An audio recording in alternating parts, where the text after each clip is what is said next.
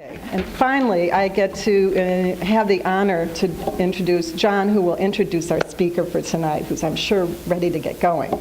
All of you have known John, has devoted 34 years as a professor of OT and director of OT, and it's difficult to put into words what he gave us and what he continues to give, but probably the thing that pops up the most is he's gifted in articulating the distinct value of OT. And in teaching our students, primarily the theory courses for a long time, really knows how to skillfully help them think like an OT and interact and act like an OT. And that's his skill. As a colleague, you have enriched our lives and our work. And it's so fitting that this Speaker Day is named after you.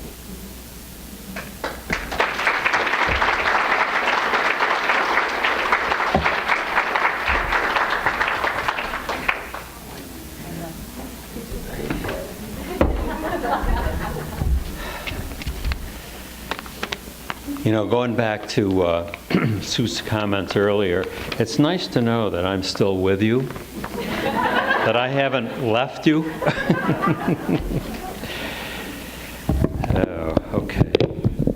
Sorry about that. It was in my way.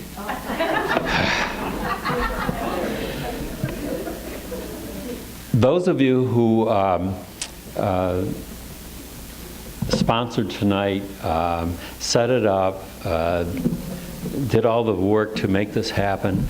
You did a wonderful job, and I would really like to single out Sue Wayne. Sue, you are the best.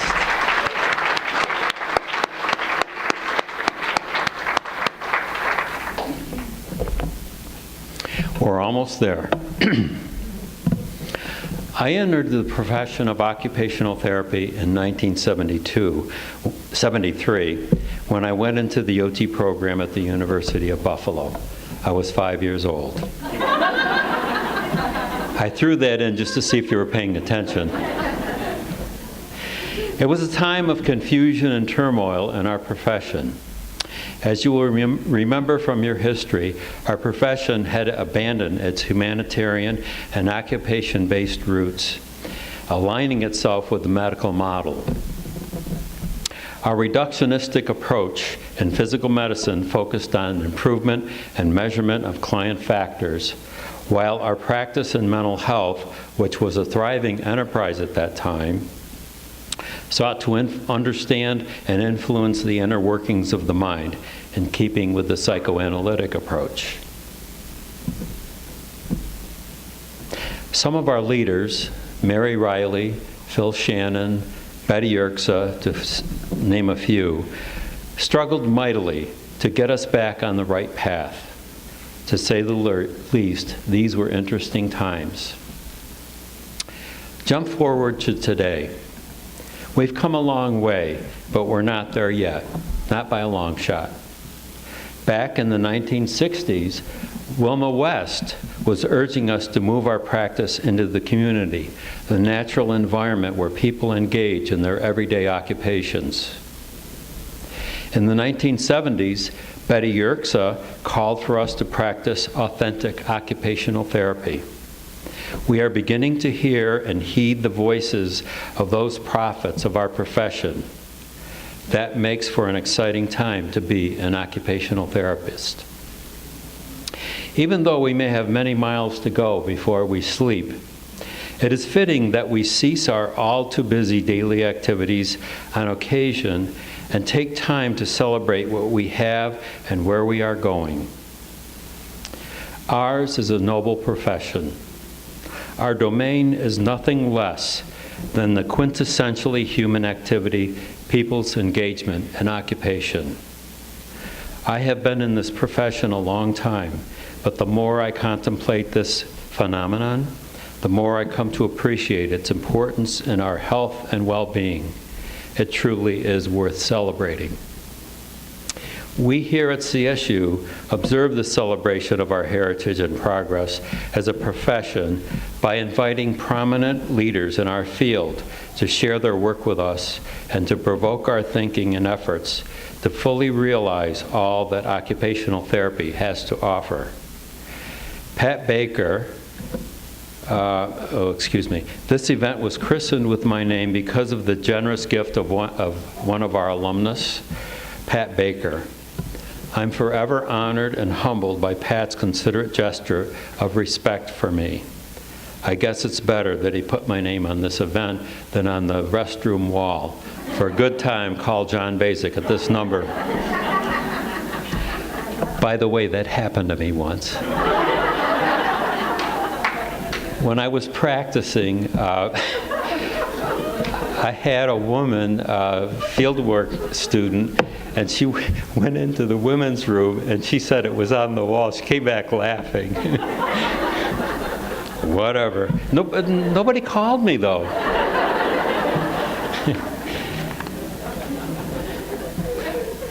Our guest tonight is a real pioneer. Her work in mental health promotion is being recognized for its innovation and efficacy. Dr. Tina Champagne lives and works in Massachusetts, where she is the executive director of the Cutchins Programs for Children and Families and the owner of Champagne Conferences and Consultation. She is also a professor for the American International College's Post-Professional Occupational Therapy doctoral program. Dr. Champagne is an expert in sensory integration, trauma and attachment-informed care, and fostering organizational change. She received her OTD degree from Boston University and her Master of Education degree in Occupational Therapy from Springfield College in Massachusetts. It is impressive that as an OT, she is so well recognized and involved in many leadership positions. For example, she is on the faculty for the National Association for the State Mental Health Program Directors Executive Training Institute, creating, nurturing, healing, and trauma-informed cultures of care. She is the first and only OT on this faculty. She has been instrumental in developing alternative methods affecting how clients are treated, for reducing seclusion and the use of restraints by using sensory integrative methods, affecting how clients are treated across mental health institutions across Massachusetts. The awards she has received for this work include the Massachusetts State Commissioner's Distinguished Award and a State Senate citation. She has numerous publications, including 2 books, and has given many, many presentations and workshops. Her numerous awards include being named a Fellow of the American Occupational Therapy Association. And if you recall, Beth just said what a distinguished award that is. So what of this need to push the boundaries of practice, to expand the services we provide, and in so doing, promote the central role of occupation in people's health? We know that the need is vast. So many in our world suffer trauma, disability, occupational deprivation, and impaired ability to participate fully in their communities. Tina Champagne is a leader in helping to articulate and demonstrate the unique roles occupational therapy can play in enabling occupation and its healing and restoring powers. Through her writing, speaking, and work, she is helping us to realize the vision of the practice of occupational therapy by offering effective solutions that facilitate participation in everyday living. It is my privilege to introduce our 20th distinguished speaker, Dr. Tina Champagne.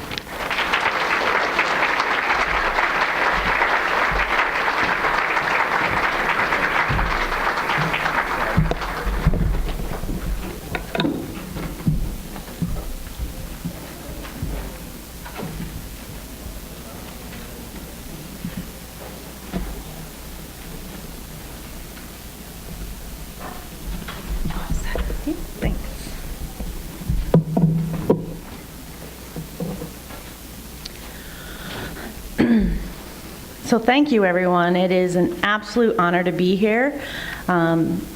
Clearly, I need to thank both John and Susan for this opportunity, and also Susan Wayne for all of the work she did with helping to get me here and get all of this organized, and certainly the university. This is an absolute honor, and I deeply appreciate the opportunity to be here with all of you tonight.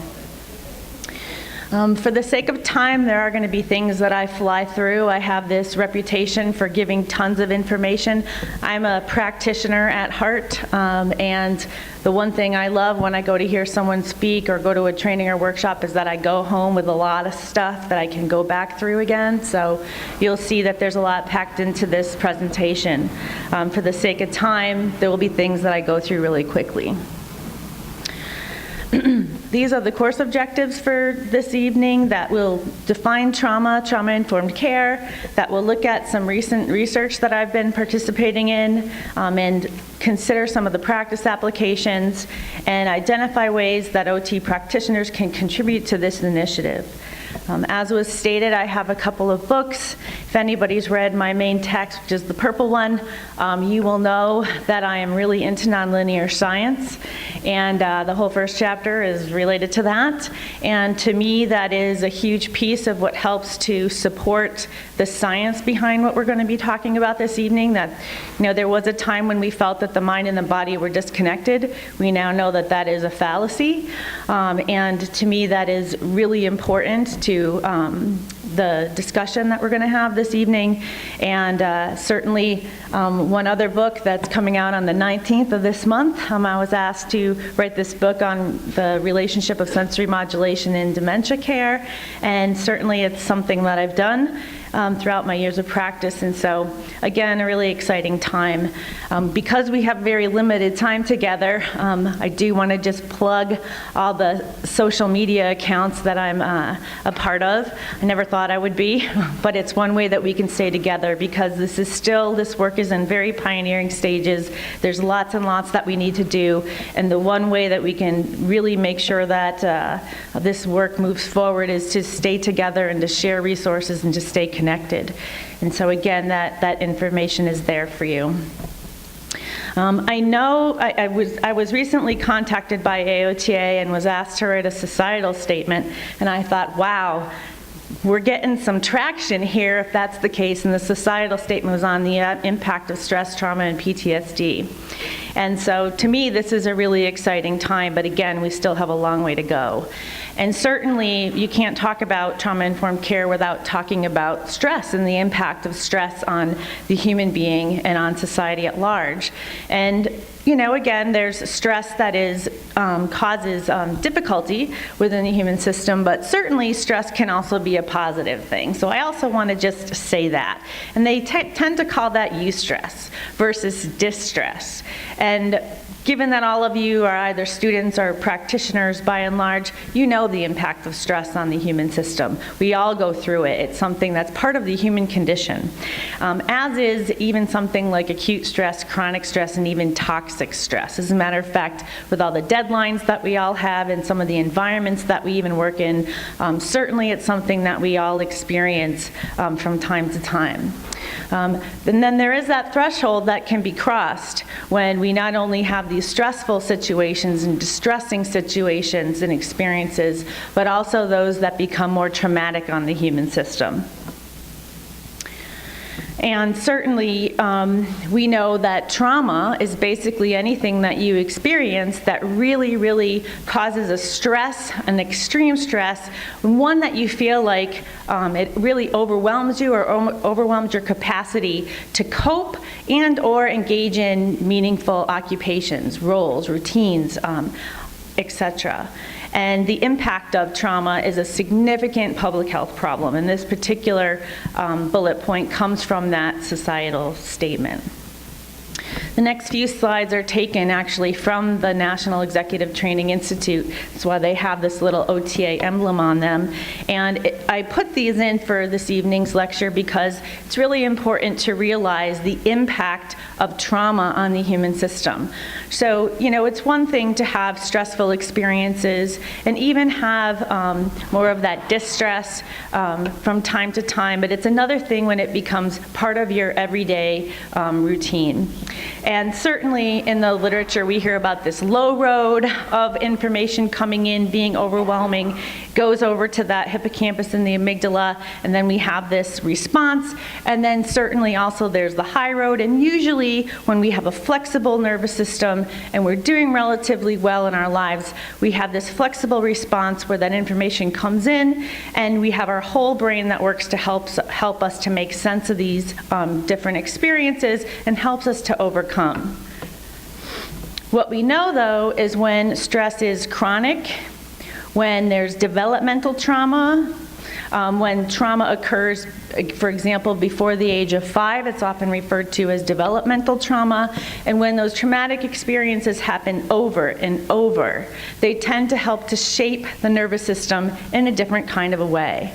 And so if this has been your experience, or it's part of your everyday life, parts of your nervous system tend to be strengthened, or they tend to grow, and other parts of your nervous system tend to not develop in the same sort of fashion. Or you could have had an experience where you did have that solid base and foundation, but over time, at different times in your life or over the course of your life, you have these continuous traumatic experiences, and the brain can then be shaped. And so one of the interesting things that we've come to learn in neuroscience is that literally traumatic experiences don't only influence behavior, but they literally influence the structure as well as the function of the nervous system. And this is across the lifespan.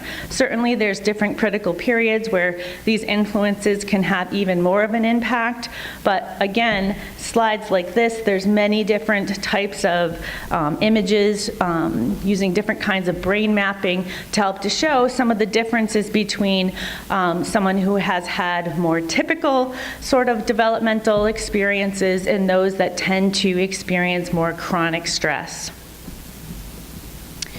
As I stated, it's been a while. Back in 2003, our whole country rolled out the whole trauma-informed care initiative. And so it's been a while that we've been at this, trying to help to inform society about the impact of trauma. The work of many leaders in trauma science at that time started this initiative where they tried to look at developmental trauma. So looking at what happens and how when it happens earlier in childhood, how those experiences tend to influence the developing individual. And certainly also another category called complex PTSD or DESNOs, disorders of extreme stress not otherwise specified. Also, these researchers were looking at how not only PTSD, the way it was defined in the DSM, how these other more complex, repeated sort of exposures tended to have a more pervasive and profound impact on human beings. And although a lot of research occurred, the changes in the DSM-5 were relatively limited, although we know that they had this whole new category in the DSM called trauma and stress-related disorders, and you can see some of the different disorders listed there. And in terms of the developmental trauma, they did add into the PTSD category a qualifier basically that looks at ages 6 and under. So some of this research helped to influence change in our classification system, but really not to the degree that we had hoped. Still, it's some progress. Certainly, looking at dissociative disorders, we know that this can be part of the experience, particularly when people, again, have trauma that overwhelms their systems repeatedly. And of course, things like dissociation and some of the other symptoms that you'll see people experiencing are initially adaptive responses. These are adaptive responses to very overwhelming life experiences and situations. But it's when no longer are those responses adaptive adaptive, and they become maladaptive when they're in situations where they are no longer at threat. But again, that system has learned this particular response, and now here we are, and the person's nervous system is on hyperdrive. You can see the pervasive impact of trauma, and again, this is across the lifespan, and it impacts all aspects of self-organization. Self-organization is a term that you can find in nonlinear science, and again, it's very, very broad. It doesn't only refer to self-regulation. It looks at the entirety of how the person's whole system develops and processes information over time. And sometimes what we do is we look more on the behavioral side for how this development has occurred, and certainly in occupational therapy, we look at their person's abilities to participate in meaningful roles and activities, occupations, etc. So the Adverse Childhood Experiences Study, how many of you have heard of this study by a raise of hands? This was one of the very first studies that really helped to push a greater understanding of the impact of trauma. And not only a greater understanding, but it blew open the door on how we even define trauma. So it used to be years ago that we thought, traumatic experiences were physical abuse, sexual abuse, emotional abuse, if someone engaged in war, those kinds of experiences. But you can see here, listed on this slide, that many other things were included in this particular study. And not only did this study do that, help to, again, expand how we think about trauma, and even call it adverse childhood experiences, but it also looked at, over time, people who were adults that did not maybe realize this was trauma that they were going through, or just never got to a point where they were able to get it addressed. They tended to develop health-related outcomes that were health damaging. Things like heart disease and asthma and other kinds of physiological sorts of disorders, in addition to more of our typical mental health kinds of symptoms. This shows us some of the statistics around trauma. This particular slide talks more about childhood abuse and neglect, and you can see it says that over 702,000 incidents of child abuse and neglect were reported to Child Protective Services. That was back in 2014. We know that a lot of it is never reported, and look at the lifetime estimated cost. And again, that was back at that time. And this, again, only captures trauma that's related to childhood. We know that, of course, we can have traumatic experiences across the lifespan. So think about if we added to these numbers adolescents, adults, older persons, and you can see the extent and the scope of the impact of trauma. Here is another national survey of children's health. The survey of parents of more than 95,000 children under the age of 17. And you see nearly half of the children in the U.S. experience trauma, which can affect health, learning, and development. And also, the second bullet also shows the correlation to even the ability to participate in school and to be able to work on classwork. Child Canadian research study. This is a really interesting study, and it's really looking at, it's more of a longitudinal study. They're looking at early life exposure on health. It's a longitudinal prospective birth cohort study launched in 2008. They were able to recruit 3,500 women who were pregnant, who were scheduled to give birth within this time frame. And what they're looking at is lifestyle and environmental variables that play an important role in the increase of chronic disease. We also know that trauma also has epigenetic influence as well. So you can see that we've done a lot of research over the years. We have a much further way to go, but certainly we're getting there in terms of our understanding of the pervasive impact of trauma. Here you can see the ACE study. This information has also broadened, and they're actually including here, in addition to what they first collected for data, they're looking more also at socioeconomic factors, cultural factors. So again, this particular study and model is also growing over time, which also means that the way that we define trauma continues to expand. Even medical trauma is being looked at increasingly over time. Think about the impact for occupational therapy. There is very few populations that you're going to work with throughout the course of your career who have not experienced trauma. And think about even with older persons, for example, when we talk about either sensory deprivation or occupational deprivation, there's oftentimes reference to literature with children who grew up in orphanages. But again, if you really think about it in this more broad way, you'll be able to think about the different populations that you work with and how really we're talking about application across the lifespan. So what is trauma-informed care really? It's a model of care, and this model of care requires, doesn't suggest, it requires that anyone who works with individuals, this started off with mental health focus, that anyone who works with people, with a diagnosis, any kind of a mental health diagnosis, that you need to realize that there is a high prevalence of traumatic experiences within this population. And when we first were doing the National Executive Training Institute back in 2003, we would show slide after slide after slide of evidence to support this statement because people didn't believe it, and across all different age ranges and all different practice settings. The other thing that it requires is that anyone working with individuals with, again, from a trauma-informed perspective, that you understand the profound neurological, biological, and social effects of trauma and violent experiences. And if that isn't enough, the kicker here, and the one that I think is the most difficult for most people to put into practice, is that we also provide care that doesn't just recognize this. It's not enough to collect this data, stick it in a chart, and put it on the shelf. That we provide care that recognizes and also addresses it, and that the care is collaborative, supportive, skilled, highly strengths-based, holistic in nature.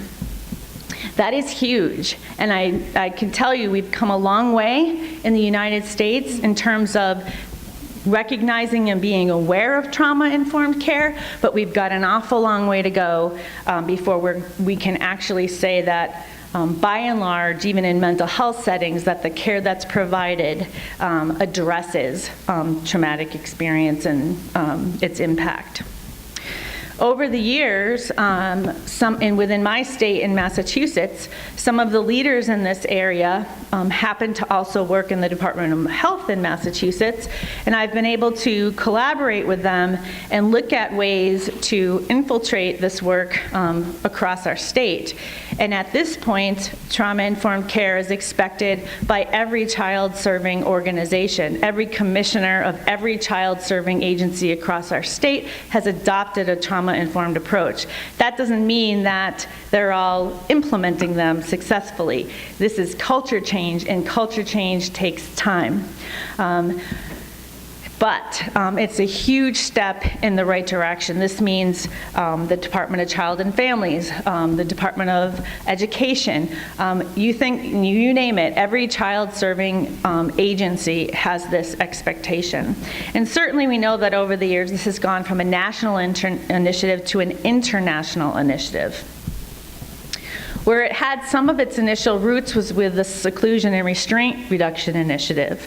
And so when it first came out in 2003, one of the reasons this was adopted federally is because there were so many deaths of, particularly a large number of deaths of children, because of the improper and unskilled use of seclusion and restraint. Certainly it was occurring in the adult populations as well in mental health practice settings.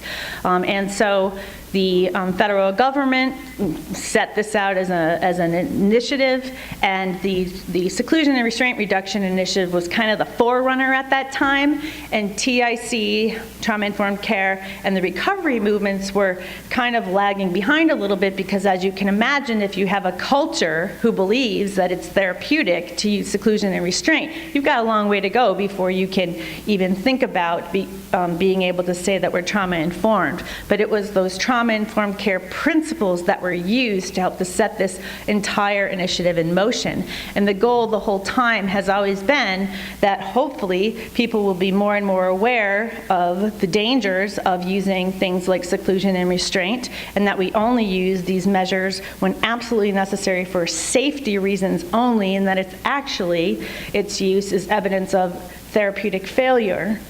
And I say that respectfully. But at the same time, we were hoping that over time the Trauma-Informed Care Initiative would be the front runner. And so yes, we still care about seclusion and restraint, but over time that culture would take hold and it would become more trauma-informed. And once we're more trauma-informed, then of course we can more fully adopt a recovery-oriented model of care. And again, over time this has been applied even outside of Massachusetts, naturally, with lots of different child and adult serving agencies. So now, how many of you here work with adults out in the audience? Raise of hands. How many of you work with children? Raise your hands. How about older persons? Raise of hands. Okay. So as you can see, we're all here tonight talking about this because it is widely applicable across levels of care, types of care, and across different age ranges. It's very exciting.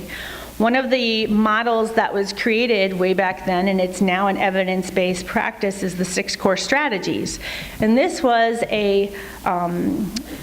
an approach that's used to help organizations understand how to do this.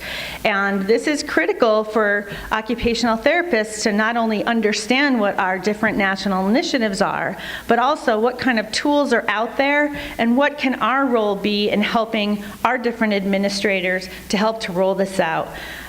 David spoke earlier about how important it is to work with administrators, myself now being one, to really look at the distinct value of OTs as part of this whole process. And I hate to say it, but when I travel and I do my presentations, I often find that a lot of OTs aren't aware that this exists. And when you look at these different 6 core strategies, think about how OT could, again, demonstrate our distinct value in each one of these different categories. There's a lot of printed material out available on what is the 6 core strategies in more detail. Certainly some of it you can find even on my website, so I'm not going to go heavily into it. But just know that these different things are out there to serve as resources for all of us as we continue to move forward as pioneers in this initiative. Certainly, other national initiatives, for example, we talk about children, we talk about adults, and of course with older persons, there's a lot going on right now, even looking at application with working with people with Alzheimer's, for example.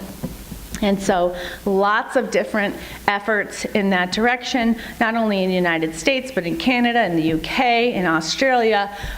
So again, it's really great to see this more broad approach to application of trauma-informed approaches, again, across the lifespan. As was discussed earlier, certainly our roots in OT come from mental health and also working with people with tuberculosis and people who had engaged in the war. But again, think about what is that OT's distinct value in looking at how we can continue to pioneer this work in trauma-informed care. Certainly, part of our distinct value is to improve the health and quality of life of those that we work with by facilitating participation and engagement in occupations. Certainly that is the heart of what we do, and we are deeply client-centered, and at our best, we are deeply client-directed, and that is a huge part of the Trauma-Informed Care Initiative. In fact, more recently, a whole nother initiative called Building Bridges has come out. How many of you are familiar with the Building Bridges initiative? Can you raise your hand high? A few hands. So this is actually the next step after TIC is the way I think of it. So TIC to me is helping basically society to become more client-centered in the way we think, and to help to reframe how we think about traumatic experience and destigmatize it. So really thinking about what happened to this person, and why are they in our care, and what is it that's getting in their way of their ability to do those things that are so important to them. Whereas building bridges helps us as organizations to understand how to become more client-directed in all those different areas that the 6 core strategies helps us to look at. So again, we are making steps. We are moving in that direction, but we still have a really long way to go. So as OT practitioners, we wear a lot of different hats. If you would have asked me back when I was a brand new baby OT graduating with my class, I would have never thought that I would be in front of you today. I would have never thought I'd ever be an administrator. Wouldn't have thought I'd have been a consultant, but we do. We wear lots of different hats over the course of our career. And in my opinion, it is really OT process that helps us to be very, very unique and part of what makes us very distinct in terms of our value. It is not just task analysis or occupational analysis, although that's important. We look at the entirety. And certainly the work of Dr. Bruce Perry, who's another leader in the field of childhood traumatic experience, he says that without a basic understanding of the principles of how the brain develops and changes, we really can't expect to design or implement effective interventions, which is wonderful. And if you when you attend a lot of different trauma-related workshops, or if you go after different kinds of certifications, depending on where you work and the populations and whatnot, there's an awful lot of focus in the leaders of trauma science around the autonomic nervous system and self-regulation from that perspective. And one of the things that I feel is part of our distinct value is we help to look at the entirety of central nervous system processing, not just that one piece of the autonomic nervous system function. And with so much excitement around the impact of trauma, not only on the emotional experience and the behaviors that we see, but also on the body, and the importance that's being proposed that we engage the body as well as part of what we do when we work with people with trauma experiences. This is something that we need to really look at as OTs and really help the leaders in the field to understand why we also need to be at that table. We are leaders in this initiative, which is still developing in and of itself across lots and lots of different professions. So what exactly is our role as occupational therapists? I've never been one to be shy to push the envelope, and I'm going to say that with training and with again, not only in this and what we're talking about, but also looking at trauma-related approaches and whatnot, that we certainly are leaders in this area. And we really need to look at that further and really dissect what is our distinct value. So certainly that we know that the body is not disconnected from the mind. You can't engage in occupation without all of the above. And so again, this is all interconnected and interdependent, and we have nonlinear science to prove that for us. One other area that's been much more prominent lately in trauma science is Stephen Porges' work on polyvagal theory.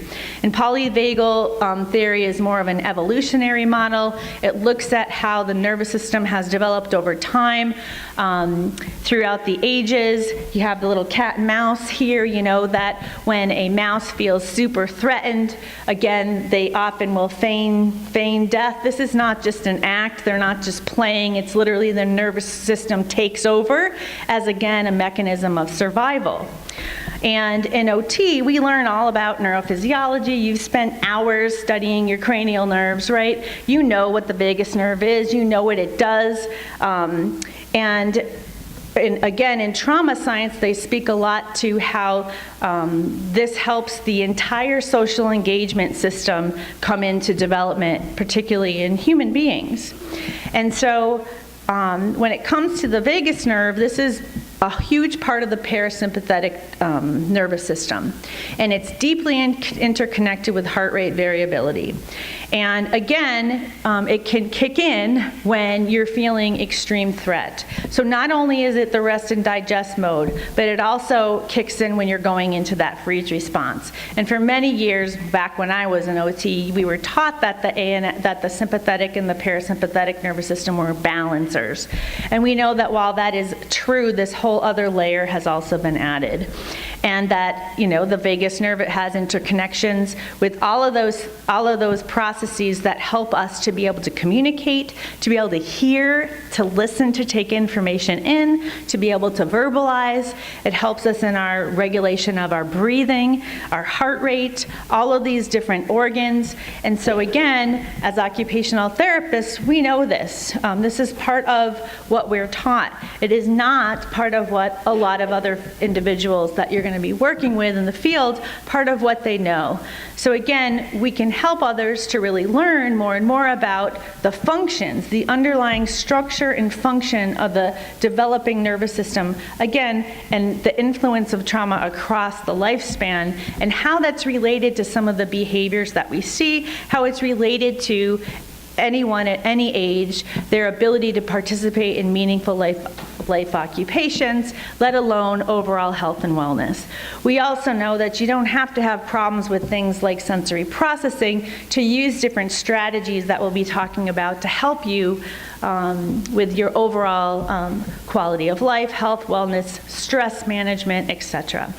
So you can see here the parasympathetic nervous system, this myelinated vagus that again is more of your upper functioning of the vagus nerve, and the non-myelinated vagus is more of the lower branch. And reptiles all have that lower branch of the vagus nerve, and more of us human beings or mammals have all of the above. And again, this is part of what helps us to be socially engaging beings. But when someone becomes overwhelmed, that rest and digest mode where we like to be, where we're able to be socially engaging, hopefully most of you are there tonight so you could enjoy each other's company.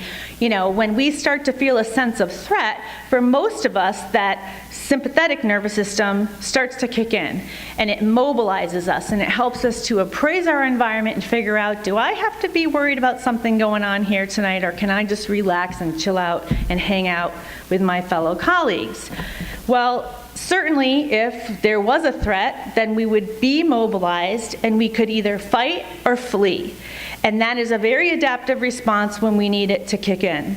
But if our system was so overwhelmed that actually wasn't going to work, and it was more of a feeling of a life threat, then that parasympathetic, non-myelinated vagal branch kicks in, and that's where your freeze response starts to come in. And this is not totally linear, and certainly there's a lot of overlap in how this plays out. But you can imagine different people that you may know or that you may work with, where maybe that parasympathetic response of freeze is a primary way that this person's system has developed, and that might be the way that they tend to function regularly. Their system is there.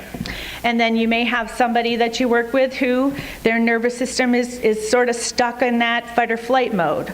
And then you might work with individuals where there's a little bit of this and a little bit of that, and just depending on the situation. So you can see that throughout the developmental process of the entire nervous system, as we talked about a little bit earlier, that nervous system is shaped, and it helps us to have a much deeper appreciation of why we see some of what we see with the individuals that we work with.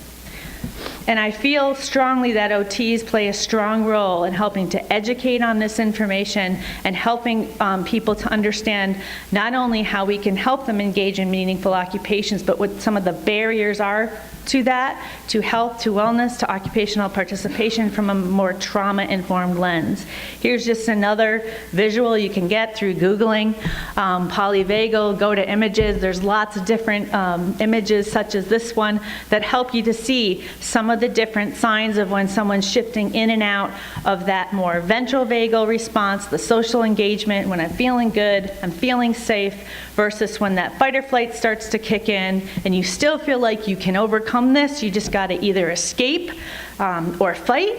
Or again, when your nervous system unconsciously even goes into that, oh man, I'm overwhelmed, I can't cope, I can't deal, and more of that freeze response kicks in. And this again goes at different levels, everything from, feeling helpless, depressed, feeling numb, dissociation, more in that freeze response, all the way to fainting, and it can even go to the point of death. I strongly believe that, for example, when people are really, really close as couples and one passes away and all of a sudden, out of the blue, the spouse or the partner passes away, I feel like strongly that this is part of what's going on. So the so what question for OTs, this is an example of a case study that I wrote not that long ago, 2011, where I was working in an outpatient capacity with a nurse, and she came to me saying that she had symptoms of PTSD. She also had a lot of hypersensitivity patterns. She also had some of what was identified as low registration patterns, and for her, those low registration patterns also corresponded with symptoms of depression and dissociation. That was her interpretation of her experience throughout our conversations. And so one of the things we did together is we put together a sensory diet, because she was talking about a lot of different areas of occupation that she just was really struggling with, and the primary area she was most concerned about was her ability to work and do the things she was needing to do as a nurse. So, as we got to know each other, we were thinking about things she could do throughout the course of the day that would be helpful for her, and she was practicing different things.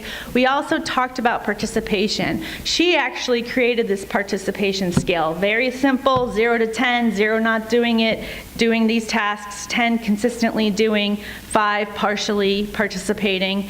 And you can see the different areas that she was able to identify as where she was having the most difficulty. She was highly focused on work because she was really worried about losing her job. She said she wasn't able to complete her documentation on time. She was making medication errors. She wasn't able to be as attentive to her clients as she wanted to be. She wasn't meeting productivity expectations. She was struggling with attendance at her job, socializing with other staff, ability to concentrate, etc. And I pushed her a little bit. I said, okay, I understand that's your major area of concern. How about at home? What things are hard for you at home and taking care of, home care? How about self-care kinds of things? And really helped her to think about how other areas of occupation were impacted. And again, this is the list of the primary areas that she made. Once we figured out what she was going to try to do to, again, help herself to engage in meaningful activities, we were able to have her go through and rate herself for where she was at in terms of participation right when we started the sensory diet.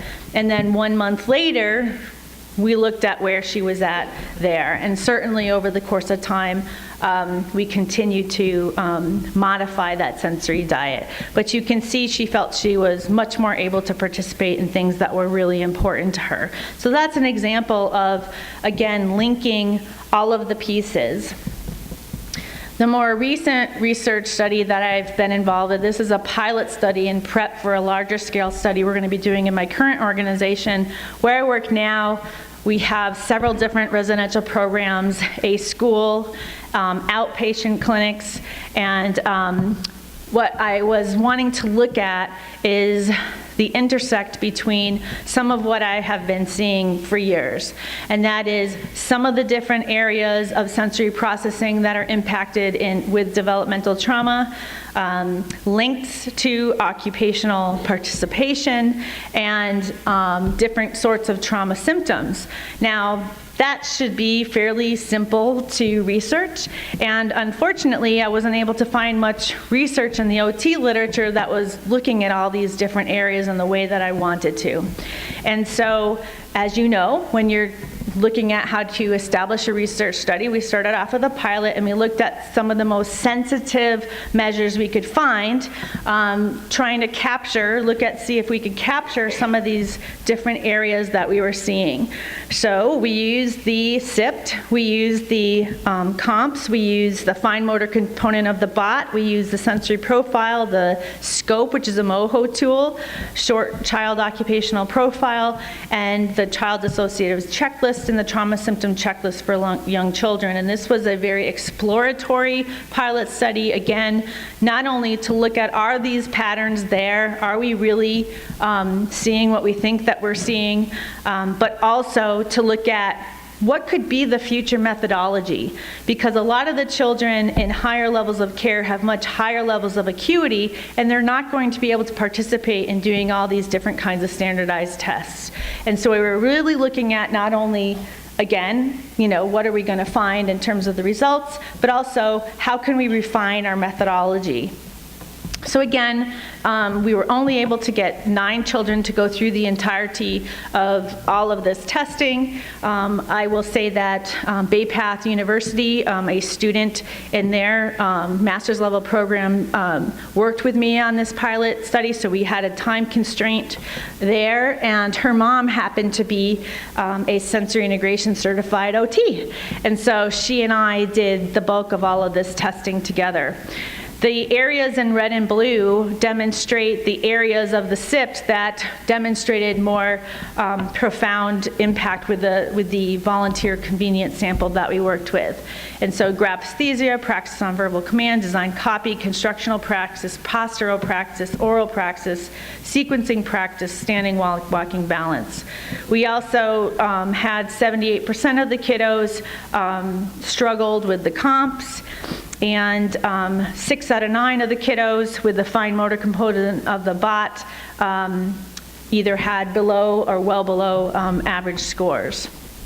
So again, it helped to validate what we see and some of what impacts the kiddos' ability to participate in school, participate in social activities with peers, etc. The scope was filled out by the caregiver, which was either a foster parent, an adoptive parent, and in one case, a biological parent. And you can see some of the different information that the scope helped us to capture. And I'm not going to go through all of the different results and everything. We're in the process of writing this up for publication. But as you can see, our study helped us to demonstrate from an OT perspective some of the different areas that were impacted. It also, the study helped us to look at the different correlations between the different kinds of tests that we use so that it could help us to streamline a methodology. So that's really exciting. So that's just an example of some of the different kinds of research that I've been able to participate in more recently, both with child and adult related populations, and really trying to help demonstrate some of the distinct value of occupational therapy. Certainly when you're working with people who have had trauma histories, this is some of what you want to be looking for. You want to look for, are there autonomic changes? You want to look for, does the body feel like a scary place? Is it triggering for them to engage in activities and occupations that help them to feel more bodily oriented? So when you see these different behaviors, it's important to ask yourself and to really think about what is the function of the behavior, what's really going on for this person. Certainly, are there over-responsivity patterns, under-responsivity patterns? What tends to make the person feel more flooded or numb or fragmented, depending on the language they may use to describe if they have that capacity? What kinds of different cognitive difficulties might you see? What are some of the different social aspects of what's going on for the person? Does engaging socially, does that feel scary? Is it really hard? Is the person just developmentally not beyond that parallel play developmental stage, and we're asking them to do things that are much beyond that?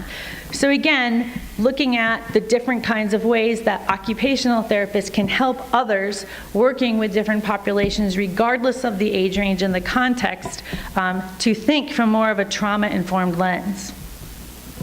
How many of you work in places that really struggle to do this, that everything is either attention-seeking or manipulative behaviors or tantruming and so forth? So again, to me, this is a huge part of what we can help to bring to the table. Certainly, if we're going to become more trauma-informed, we have to look at what's been out there in the trauma science and trauma literature. And they often talk about this 3-phase model of trauma treatment. And step 1 is always what? Stabilization, helping the person to feel safe, helping to feel more stabilized. If we're not able to do that, it's very difficult to move forward. And part of how we do that as OTs is our therapeutic use of self. That is one of your absolute most important tools, and certainly also looking at the use of occupations. In addition to that, if someone is really acute and really destabilized and extremely unsafe, which tends to be the populations that I often work with in different levels of care, then certainly some of those preparatory interventions are also helpful. And certainly the moment the person is more able to engage in more of the occupation-based, then of course we shift in that direction or some combination. And then, of course, if you're really helping to someone to feel more stable and organized and safe, guess what might happen? They might start to process what they've gone through. They may have more access to memories that maybe that they hadn't had access to in the same way before. They're going to talk to you about it. They may demonstrate some of these physiological autonomic changes that we were just talking about. Any number of these things can come up. And we as OTs have to be prepared for this. We can't say, hold on, let me go get the social worker to come over here and help work on this with you. We need to be prepared. We need to help them to make sense of their experience. We need to help them to know that they feel safe, that it's okay, that this is part of their healing process. We need to be able to have those kinds of interactions with those that we work with as part of this whole initiative. And certainly over time, more integrative and transformative kinds of interventions are utilized. In the children's literature, this more components-based approach has been something that's been out there more in the literature, and this isn't a linear process and it's not organized here by priority, but it's just that all these different areas are worked on. And again, this comes more from the trauma literature. Bruce Perry, again, one of the leaders in the field, he talks about that the work needs to be developmentally sensitive. Think about OT. Anytime I read anything by Dr. Perry, all I can think of is OT. He's really not a psychiatrist. He's really actually an OT. He talks about developmentally sensitive, the use of pattern, repetitive activities to practice at the just right challenge, the just right developmental level. And then what do? You grade the opportunity. You shift those expectations accordingly as you see the person progress. This, to me, is OT process. And then, of course, what happens if you're not developmentally sensitive? If you're just looking at behaviors, you'll get slow progress, no progress, frustration, re-traumatization, and/or difficult behaviors. So ethically, I feel every one of us, it's our responsibility to be trauma-informed and to promote trauma-informed care. Dr. Bessel van der Kolk, again, one of the leaders in trauma science, talks about how individuals that have been traumatized need to have experiences that directly contradict the emotional helplessness and physical paralysis that accompany traumatic experiences. And what better way to do that than having an OT on board helping with that process? I was able to hear a little bit about some of what's happening out here with the lunch and the recess programs and some of the other things that you all are doing. And so again, using those daily occupations, activities that are meaningful, again, at that just right challenge to help people with traumatic experiences know that it's safe, that you get it. Oftentimes you don't have to say a word with these clients. They will know that you get it just by the way that you interact with them. And so from the work of Dr. Winnie Dunn, she talks about how the experience of being human is embedded in the sensory events of our everyday lives. It's not disconnected, it's all part of it. And we know that all that information comes in not only from the outside world, from within our bodies, and also we have that top-down piece as well, that cortical piece. And so we know that when you look at it all together, not only does it give you the foundation for what we talk about when we look at sensory integration and processing, but certainly also occupational participation. Dr. Bruce Perry, this is an example of a diagram he often uses in his teaching to look at the impact of trauma on these different aspects of brain function and how these different areas help to develop higher level function. So everything from body temperature, heart rate, blood pressure, we know that those are regulated, again, by the autonomic level. Comes the most stimulation coming in through that brainstem level, not all, certainly also through the cerebellum, and then as it filters up, certainly there's that emotional response. Attachment processes are also part of this entire picture, and then these are all the building blocks for higher level abstract reasoning, etc. And in OT, we know this, we've been talking about this for years, the building blocks of occupation. Certainly the public health approach to prevention is all part of this. It's not just using these different interventions for de-escalation purposes. It's really when you look at prevention that you really get the most bang for your buck. It is so hard to help organizations not just use occupational therapists to help with de-escalation. Oftentimes, how many of you are the ones that they call when they don't know what to do with a certain person, right? And they're like, oh man, you gotta get the OT because, you know, the person's in crisis, etc., and they're not so sure what to do. Well, the places that have the most success with restraint and seclusion reduction, with trauma-informed care, etc., are those that understand that prevention. When you can really focus on prevention, you're going to get so much further. One of the things that I developed in retrospect, it was really thinking about this from that public health approach. It's what I call the Sensory Mod program. And I put this together starting back in 2003 when I was working on this national initiative in this National Executive Institute. And I was really wanting to integrate OT as part of this huge initiative and this team that I was working with. And at the time, using the literature that was available. And many of even my own OT colleagues were saying, what is it that you're talking about though? Is it just about a sensory room? Is it about a weighted blanket? Is it about, you know, fidgets? Like, what is this really about? And so there's the simplicity and there's the complexity of this work. And to me, it's all of these different things. But even more so, it's working with the person, looking at what are their needs, and then how is this related to that? And whether I'm using this language or whatever language it is that they're coming to me with, if they're in a program for DBT, for example, dialectical behavior therapy, then I'm going to be using that language and adapting it for them.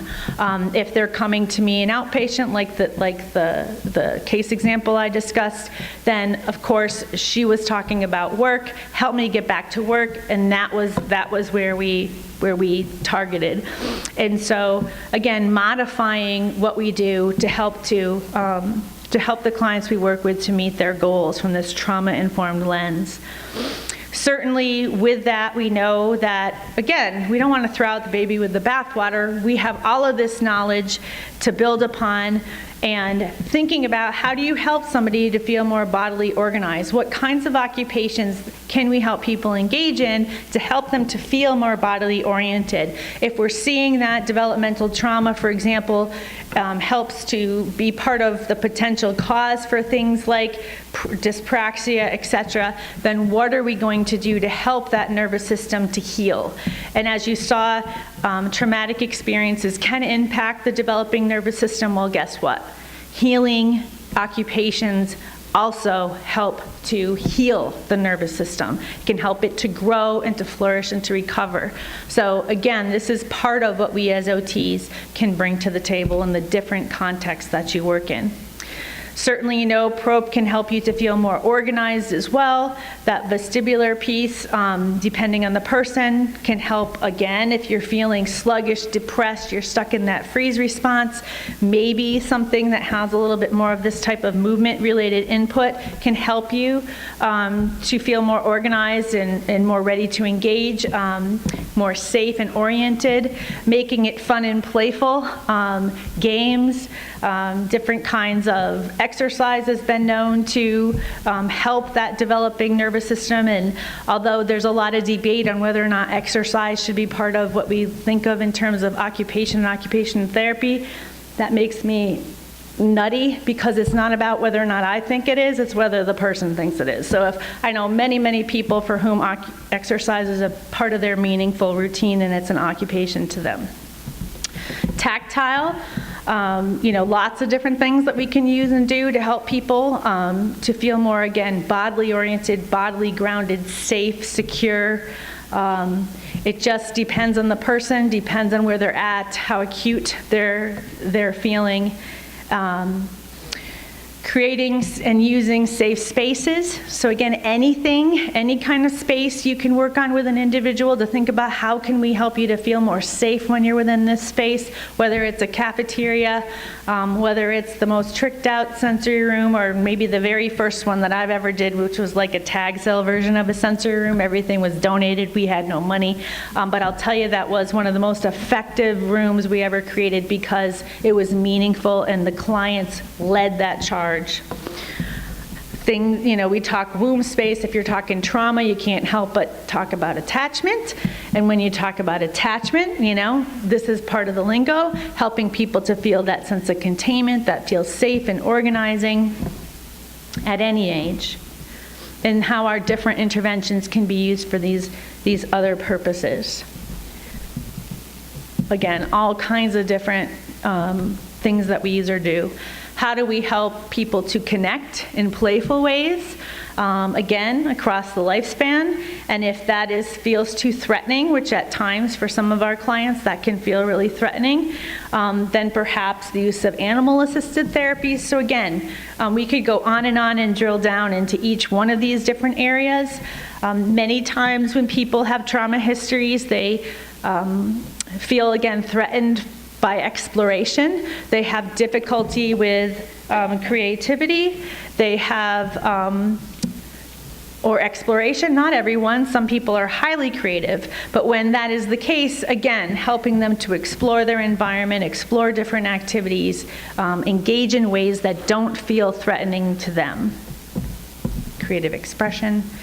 And again, there's many people out there that would say they're against the use of sensory-based modalities. I'm not. I feel like whatever it is that's going to help the person engage and to feel, again, more safe, more grounded, more oriented, then that's a step in the direction that we're wanting to help them to go in. Thinking a little bit more strategically from that whole trauma-based perspective, if someone has that tendency towards fight or flight, and that's something that you want to be helping them to work on, or if they tend to go more into that freeze or dissociative place, maybe we want to do more with helping them to feel more oriented, more bodily grounded, etc. That may feel too threatening. Again, it depends. We might be wanting them to help them feel more regulated, a sense of containment, or more organized. Again, there's lots of different things that we could use or do to help with the client's goals. And certainly there's many other types of interventions. We won't go into all of these, but I felt the need to touch on them a little bit. So how do you know? How do you know that you're on the right track? Again, as I said, most of the clients that I work with are usually at pretty high levels of care, tend to have a lot of difficulty with pretty high acuity, difficulty with safety, etc. But even if that's not the case for you, when you start to see increased signs of stabilization, for some people this might be baby steps. You're looking for the slightest signs of them starting to feel more stabilized. If you see increased developmental capacity, before the person could only tolerate parallel play, now, they're taking those next steps. Increased occupational participation. You might see trauma processing start to happen. It might start off with grieving. You just never know, and there's all kinds of different ways that people might engage in that process. It doesn't necessarily need to be verbal, which is another exciting thing that we've learned in all of the trauma research. But certainly helping them with these integrative and transformative processes. I'm not going to go heavily into this. I put these in here just again to show that this is across the lifespan. The next few slides are looking at how to help older persons. And so you see agitation reduction. There's a big focus on non-pharmacological interventions, helping to reduce the use of antipsychotic medication with older persons, particularly people with dementia. Other meta-analysis in occupational therapy, looking at engagement in meaningful occupations, and that these are all foundations for occupational participation. And to me, it's super exciting because you can't have one without the other. And certainly, all of what we're doing helps promote resiliency and recovery. And while the topic of trauma can be a really difficult one to talk about and a really difficult one to cope with, I mean, most people have traumatic experiences throughout the course of their lifetime to some degree or another. The thing to me that's the most important message to help to promote is that actually what we can do with individuals and what we can help them to do actually promotes resiliency and recovery, that there's hope. There used to be a belief that if you had a pretty significant trauma history, that was it, that you were damaged, so to speak, for life, and that there was no way to help somebody to heal from that process. I can tell you that I've had a handful of clients that for example, had diagnoses of reactive attachment disorder, which basically, and or even borderline personality disorder. And these particular disorders are known for having really poor prognoses. And I can tell you that with the right team, providing really significant supports and using a trauma-informed approach, I've had more than one client that I've worked with over time where these diagnoses were actually dropped. And so, again, this is not with every client that I work with, but at the same time, to me, that's a huge message of hope that can actually be a possibility. And regardless of whether or not that ends up being the case, minimally, we can help, and that this work gives people hope and increased resiliency. And again, it's no matter where you work. And another area that we tend to help people with is with wellness, overall health and wellness. So regardless of whether or not you even have a trauma history, if you are working in the profession, you are going to, be exposed to trauma pretty repeatedly. Regardless of where you work, you'll have high stress and or traumatic experiences. You will work with individuals who do, and it's possible that you yourself could develop compassion fatigue.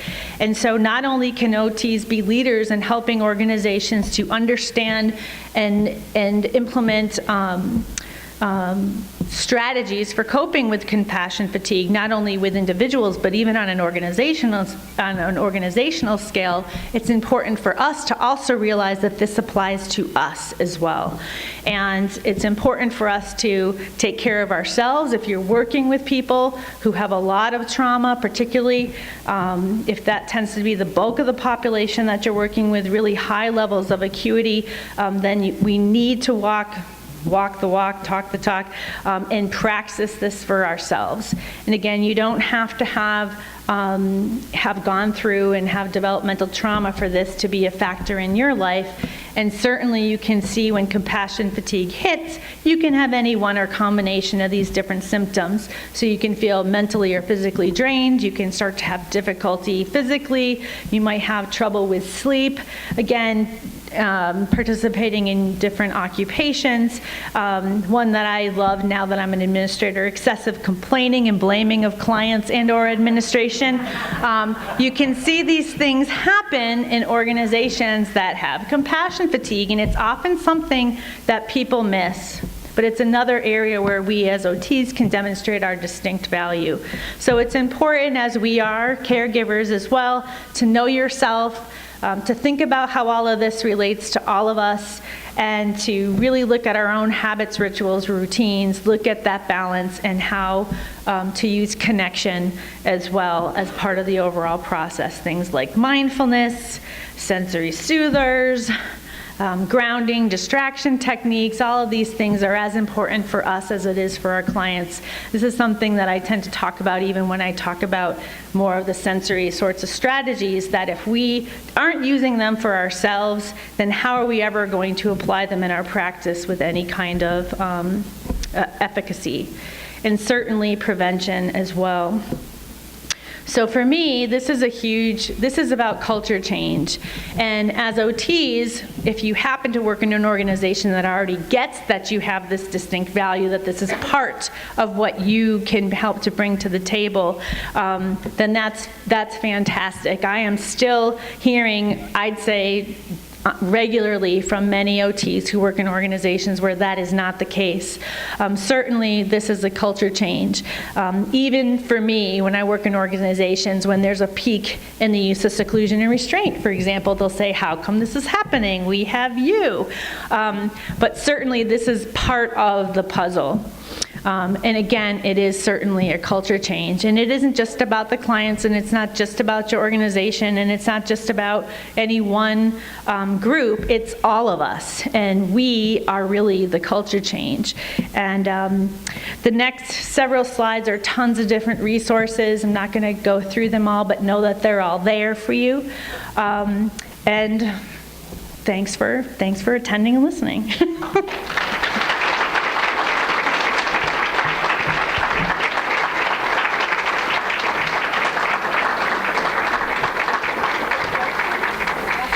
Are there any questions? We actually have 5 minutes.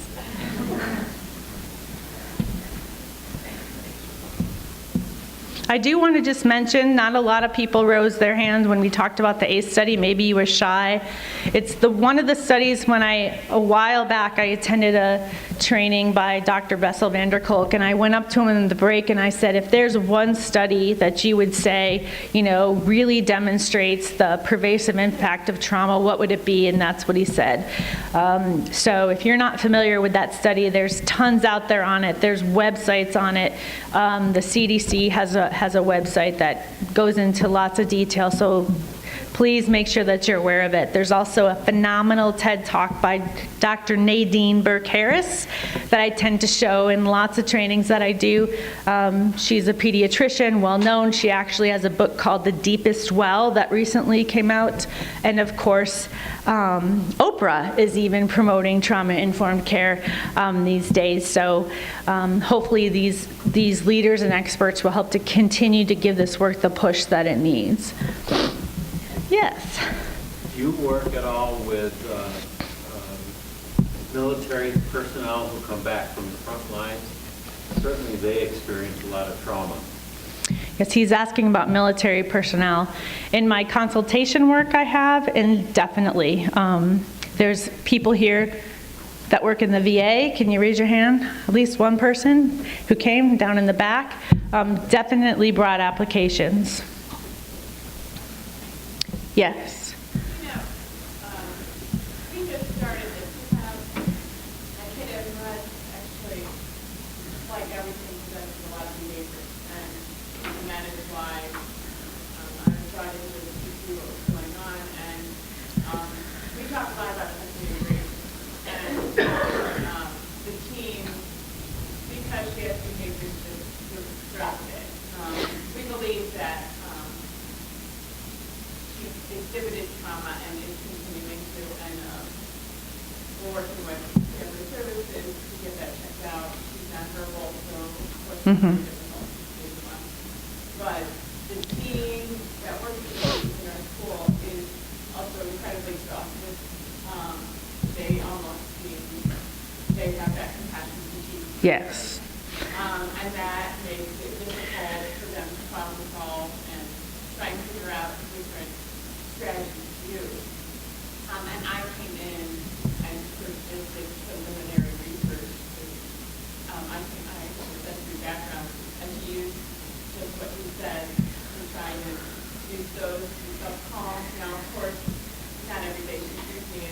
happening in behavior. And right now, this team is tracking, you see it's that decreasing for behavior in the classroom. But I'm wondering if there are other things that we could be tracking as well to see if she's improving. I mean, certainly my first goal is for her to have a subsequent needs. But I am not her primary therapist. I'm working with another therapist. And then I would love for that to then increase the classroom as a whole. But just wondering if, what else? And this is something I'm just starting to look into, and I'm seeing it a lot. Sure. So for me, the very first thing that I think of is education, education, education. And so helping to do as much education with the whole team as possible, because like you say, you're only there this much amount of the time. And there's an awful lot of education to do. Both from the compassion fatigue perspective, also helping them to understand the impact of trauma and why they're seeing the behaviors they're seeing, and that it isn't just about behavior and why. The other thing when it comes to sensory, people often think fidgets, weighted vests, and modulation. And as an OT, you know there's so much more than that, and that in fact a lot could be masked by just seeing it as a modulation thing. And that's where I feel, one example of where I feel if it wasn't for, I mean, in the school setting, you have OT, PT, speech. In a lot of mental health settings, you're lucky to have just OT. So if we don't pick up on this, who is going to pick up on this? Nobody. And so it's extremely important that we help to provide the level of intervention that's needed, and then when we're not able to, that you help to educate the parent and the team. My daughter is an OTA, and we were just having this exact conversation, and I said, you know, Jen, don't be afraid to help talk to the parent. And this happens to me, a parent that's very engaged, and recommend outpatient OT as well. And then give a list of occupations, activities that the parent can do, you know, to help with this entire process. We talked about the whole impact on the developing brain, and what you tend to see is all different kinds of symptoms come up. Things like ADHD, people might be calling it, and or mood disorders, and or this or that, or some constellation. And you know, really those are all taken together. It's complex, and it is part of developmental trauma. And so I'm always hesitant to just rest on those particular diagnoses. And I've had more than one time children that are diagnosed ADHD, all of a sudden they're having these explosive behaviors that wasn't happening before. Lo and behold, over time, once they get to trust you, and once you help them to feel safe and secure, guess what? They often will share with you what's happening or what has happened in some sort of a way. And so, again, it's a very complex question. There's a lot that can go into that. Certainly all of Susan's work, you know, there's so many ways to go at that. But if the child doesn't feel safe and secure, good luck. And usually there's this other saying, trauma eats attachment for lunch. And so problems with attachment, relational capacity, those kinds of things, we can do all kinds of work, but if the trauma is continuing to happen and people aren't aware, if whatever the reason may be that the child doesn't feel safe, secure, if it's a really chaotic environment, there isn't that developmentally sensitive approach, that's when you tend to see these different behaviors emerge, and honestly, re-traumatization occurring. What led me to this work was my youngest brother, 6 years younger than me, has schizophrenia. And again, it was in my first year of practice that he had his first break. And that opened my eyes like you cannot believe that, you know, there's just so much that we need to do and can do as OTs. And talk about, you know, traumatic experience that at the time was never labeled as such, you know. So you think about the different people you work with and what they go through because the context or, you know, the expectations aren't matching what they need, and how that impacts their system, especially if they've had a history of trauma or repeated trauma, complex trauma, developmental trauma, it just compounds it. And so the more you're aware of it, then the more you can think more critically of what kinds of things can we do. Another question, Julie. Well, I just wanted to share, PEP is actually sponsoring Dr. Bruce Perry. He'll be here May 14th. Excellent. He's doing a one-day community service workshop. I don't have the information with me, but I could call back and find out about it. Can we just go to the PEP website? I was just searching Yeah. if I could find it, and I couldn't, but Dave and I, one of us, consensus. Okay. Very good workshop. I've been to it before. Okay, did everybody hear that? Dr. Perry will be here May 14th at PEP for a one-day It's actually in Warrensville Heights. Warrensville Heights. Okay. Well, it's been a wonderful evening, and thank you, Tina, for graciously sharing so much information and also being gracious. You were cut out like 10, 15 minutes, so we apologize for that, but you were great. One of the things that I know from our work that's so critical is, okay, we gave you this little sheet of paper with the link. Get the PowerPoint that Tina has so graciously shared, and I guess the challenge for everybody would be to look up one article or read one article and take it and read it, share it with colleagues, and then share it, the information that you learned at work. That's how we build capacity, build awareness. And stay connected through social media. Right. So OT Innovations, her website has a lot of information that Tina shares. Go to her website. Buy her books. So I'm fascinated that you authored a book for OTs working with older adults. And I think that's definitely something we need to check out. And it makes me think a lot, just from my parents being, my father, and independent living. I think he had some trauma. Definitely. Hey, Sue? Yes. It's at the Convention Center on Tuesday, May 15th, and it's $75 for an 8-hour training. Okay. Convention Center? Yeah. Okay. May 15th. Okay. Well, thank you all for being here, and thank you, Tina. Thank you.